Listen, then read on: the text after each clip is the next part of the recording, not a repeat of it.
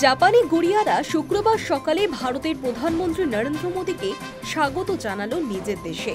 কোনো জাপানি আদব কায়দায় নয়, একেবারে অভূতপূর্ব অভ্যর্থনা পেলেন মোদী ভারতের দীর্ঘদিনের বন্ধু দেশে। বিদেশের মাটিতেও দেশের অনুভূতির উষ্ণ ছোঁয়ায় স্বাগত জানালো মোদীকে। জাপানের সাংস্কৃতিক শিল্পীদের একদল মহিলা প্রধানমন্ত্রীকে অভ্যর্থনা জানাতে পরেছিলেন ঐতিহ্যগত রাজস্থানী পোশাক। রংচঙে রাজস্থানী জামা কাপড়ে তাদেরও ভুবন বিখ্যাত জাপানি পুতুলের মতোই লাগছিল।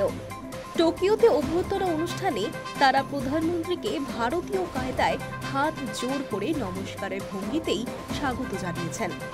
একমুখ হাসিতে তারা বলেন, পাধারো ভারতেস, অর্থাৎ আমার দেশে আপনাকে স্বাগত।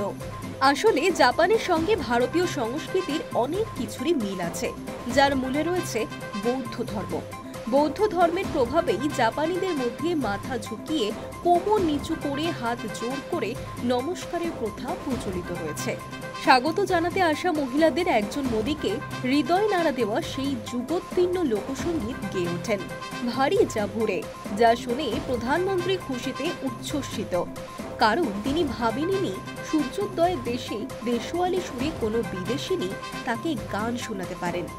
জাপানি মহিলাদের আরেকটি দল ভারতীয় শাস্ত্রীয় নৃত্য যেমন মোহিনী আট্টম, কত্থক, ভারতনাট্যম এবং ওড়িশি নাচ দেখান। সেই সঙ্গে বাতাসে প্রতিধ্বনিত হতে থাকে তার সুর, মৃদঙ্গের তাল। প্রধানমন্ত্রী অনুষ্ঠান শেষে শিল্পীদের সঙ্গে কথা বলে তাদের নিষ্ঠা ও পরিশ্রম এবং ভারতীয় শিল্পের প্রতি ভালোবাসার প্রশংসা করেন।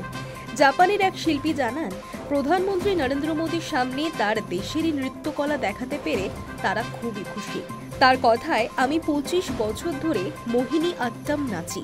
এটা দক্ষিণ ভারতীয় নাচ। একা প্রদর্শনের নাচ হলেও আমরা সম্মিলিত প্রদর্শন করেছি। আর একজন শিল্পীর কথায়, আমি কত্থক নেচেছি। তার মতে প্রধানমন্ত্রীর সামনে নাচতে পারাটাই জীবনের একটা স্বর্ণ পদক জেতার মতোই আনন্দ। High news network.